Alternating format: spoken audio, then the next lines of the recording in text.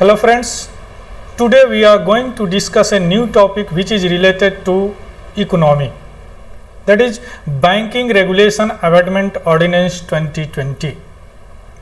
This was promulgated by the President on 27 June 2020. What is this ordinance? Let's see. President promulgates the ordinance to bring cooperative bank under RBI supervision, RBI Reserve Bank of India. President Ram Nath Kovind promulgated the Banking Regulation Amendment Ordinance 2020. What is this ordinance? This ordinance brings all cooperative banks, urban and multi-state cooperative bank in the supervision of RBI Reserve Bank of India. This is the ordinance. यह ordinance कहता है। इस ordinance के द्वारा जितने भी cooperative, urban और multi state cooperative bank है उसको आरबीआई के सुपरविजन में लाया गया है। तो before we proceed the news further, we need to understand the what is the cooperative bank and what is the structure of cooperative bank, that is what is the urban cooperative bank and what is the multi-state cooperative bank. Then we able to understand the whole news current affairs in the exam perspectives. The ordinance amend the Banking Regulation Act 1949. यह banking regulation act 1949 को संशोधन करता है, then become the banking regulation amendment act 2020 applicable to cooperative bank. ठीक है, तो let's say what is the cooperative bank? What are the cooperative banks? Cooperative banks are the financial entities established on the cooperative basis and belonging to their member. ये bank होता है जो member, कोई मालिक इसका नहीं होता, means the customer of the cooperative banks are also its owners. So no owners of the cooperative bank, customer is itself its owner, cooperative bank. This bank provides a wide range of the regular banking financial service. However, there are some points that differ from the other bank. Other bank से differ होता है, जैसे drawee, check वगैरह ये नहीं issue कर पाता है उतना वाइड रेंज में। ठीक है, तो cooperative bank is a financial entities then establish in the cooperative, सहायक के लिए, मीन्स कुछ लोग मिल के इसको चलाते हैं और इनका मेन पर्पस प्रॉफिटियरिंग नहीं होता, यानी पैसा कमाना नहीं होता, कोऑपरेट करना होता। Okay, structure of the cooperative bank, structure देखते हैं कितने तरह का कोऑपरेटिव बैंक होता है। The broadly cooperative bank are two categories, urban and rural. एक रूरल गांव का और एक अर्बन शहरी। Rural cooperative credit institution could either be short term और लॉन्ग टर्म इन नेचर। अब रूरल के बारे में बात करते हैं, अगेन अर्बन के बारे में बात करेंगे। Rural cooperative credit institution could be either the short term और लॉन्ग टर्म होता है। दो तरह के क्रेडिट देता है, एक तो शॉर्ट टर्म क्रेडिट और लॉन्ग टर्म क्रेडिट, यानी किसी को अगर ऋण देना हो तो शॉर्ट टर्म ऋण देता है या लॉन्ग टर्म ऋण देता है। फर्दर अब शॉर्ट टर्म जो है यह शॉर्ट टर्म या तीन कैटेगरी में होता है, state cooperative bank, district central cooperative bank, then operated in the district level, and primary agriculture credit society. This deals with primary in the agriculture work. This short term. Again this long term institution, either state bank cooperative, अब long term दो तरह के होते हैं, state cooperative agriculture and rural development bank SCARDB and primary cooperative agriculture and rural development bank PCARDB। Okay, अब दूसरा urban cooperative bank, अभी हम लोग देख लिए कि rural cooperative bank. Urban cooperative bank भी दो तरह के होते हैं, या तो शेड्यूल्ड होते हैं या नॉन शेड्यूल्स होते हैं। अब इस शेड्यूल और non schedules again two kind के होते हैं, मल्टी स्टेट और those operated in the single state. Okay, तो this amendment only apply in the multi state cooperative bank and urban cooperative bank. Okay, this is the chart: cooperative bank, urban cooperative bank, rural cooperative bank, schedule, non schedules, multi state, single, multi state, single, unit UCB, non unit UCB, अभी जो बताया ये सब long term, again short term, state, district and agriculture. Okay, now back to the news. President promulgates the Banking Regulation Amendment Act, and this ordinance amend the Banking Regulation Act 1949 applicable to cooperative bank, only urban and multi-state cooperative bank, statement said in 27 June 2020. Okay.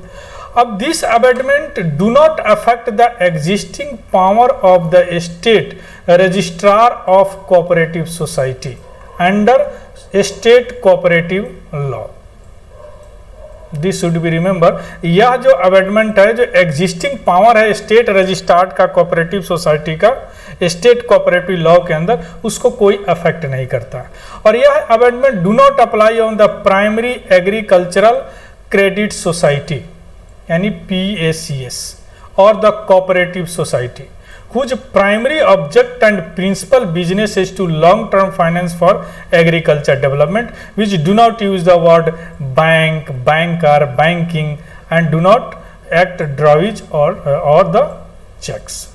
अभी हम देखें जो long term का होता है उसमें ये apply नहीं होता, जो एग्रीकल्चर से रिलेटेड जो क्रेडिट देता है उसमें उस कोऑपरेटिव बैंक पर ये अमेंडमेंट अप्लाई नहीं होगा।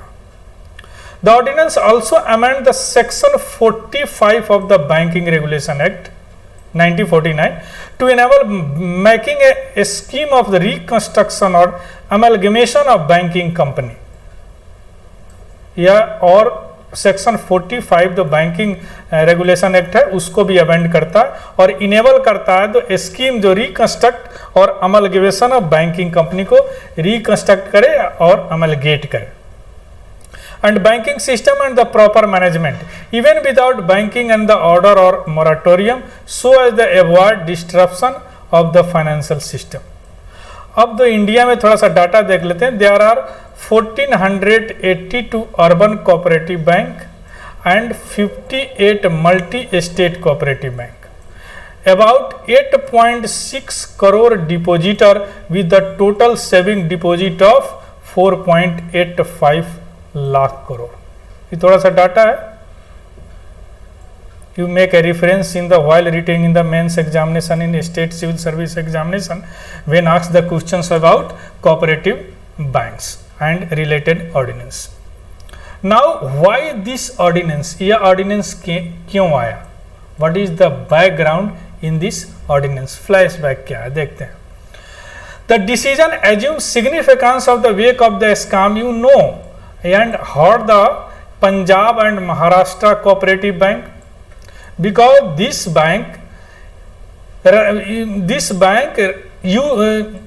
imposed the restriction by the Reserve Bank of India, finding out the certain financial irregularity and misreporting of the loan given to the real estate developer HDIL. This is the cooperative bank. या cooperative bank जो irregularity और financial irregularity और miss reporting of the loan के कारण RBI ने इसको restrict किया था डिपॉजिट को।